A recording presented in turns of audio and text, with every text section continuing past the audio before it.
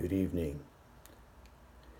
I'm here to talk about the last election that just finished, November 6, 2018.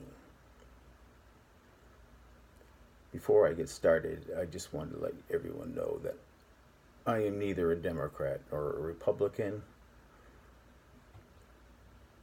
For the first 20 some odd years of my voting, I voted a lot of Republicans. In the last 20, not so much.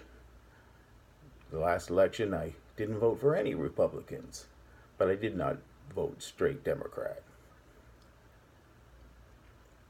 The Republicans have got themselves in a huge pile of manure.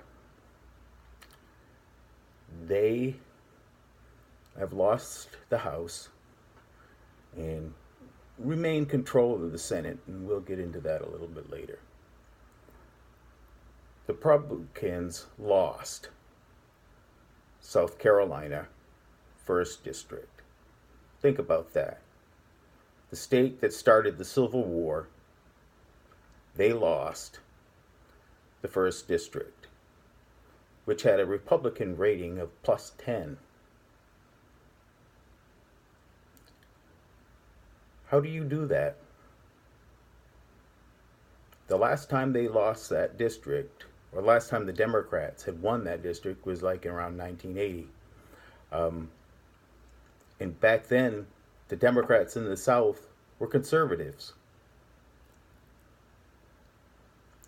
They lost Arizona, which isn't a huge surprise because Arizona has been going purple, but still not good. The Republicans had fairly control of the state. They are going to lose the Maine 2nd District, which voted for Trump. The Republican has won about approximately 40% of the vote, but that's not good enough, even though the Democrat only got like 46%, because Maine has a rule that you have to win 50%. And if you don't, they have an automatic runoff.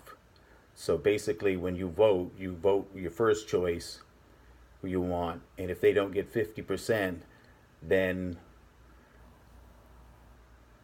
the losers, basically the top two winners, are going to have an automatic run out, and the other people running in the race, whoever voted for them, they will go to their second and third choice until somebody has won 50% of the vote.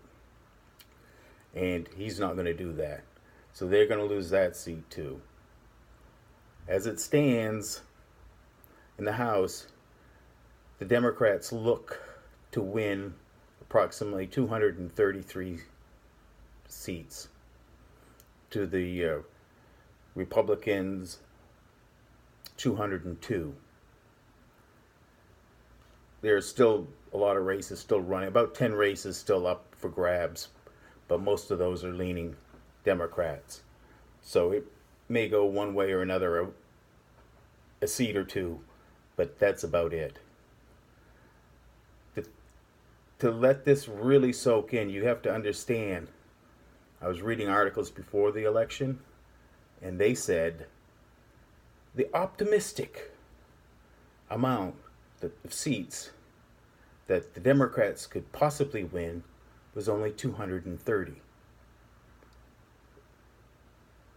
They're going to pick up 3 more than that, more than likely. This is a major kick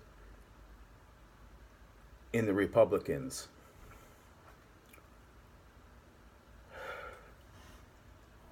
In the Senate, it looks like the Republicans may pick up 3 seats and or 2 seats. They're going to have most they're going to have is 53 senators to 47. And that sounds, the Democrats lost. Not really, because in the Senate, the Democrats were defending 26 seats to only 9 Republican seats. And the Democrats had 10 seats in states that Trump won. So the Democrats had more to lose in Trump states than the Republicans had to lose all over. And to only pick up 2 seats is a travesty. They should have been looking at having a supermajority. They should have had 60 to 40. So, what can the Republicans do? Well, the problem the Republicans have is they've got themselves between a rock and a hard place, between the anvil and the hammer, because their base is been slowly moving over the last 25 years to the right.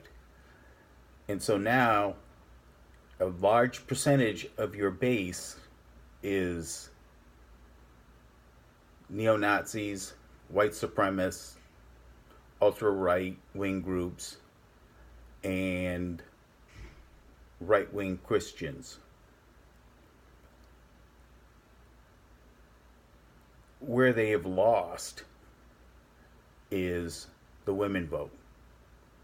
That's where they need to pick up. That's the easiest, biggest group of voters that they can possibly try to recapture, because they totally got destroyed with the women vote. But in order to win the women vote back, they're going to have to go against the neo-Nazis, the white supremacists, and the right-wing Christians. So they've got themselves in a position where they need to alienate their base to increase their base. And that's not a good combination to be in. In the Senate, where they only are going to have maybe a 3-seat majority, in 2020, the shoe is on the other foot. The Republicans have to defend 22 seats versus only 12 for the Republicans. And in 2022, the Republicans have to defend 21 seats to the Democrats' 12. So in 4 years, the Republicans are going to have to defend 43 seats versus only 24 for the Democrats. And the Democrats are only going to need to pick up 3, maybe 4 seats, depending on who's in the presidency, to take control of the Senate. The Republicans have got to figure out what they're going to do. And none of it's good. Trump has driven the women away. That's his major flaw to the Republicans. So if he's running in 2020, they've got problems. So what can they do? Well, the first thing is to run a strong candidate against him and hope they can beat him. The problem with that is when you have a sitting president and you run against a sitting president, even if you win against him, you've weakened the party so much that the odds of winning the general election are not usually good.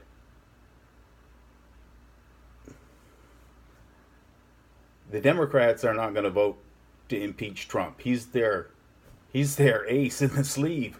I mean, he's driving the voters to them. Why in hell would you impeach him? So the Senate can't impeach. They only can judge.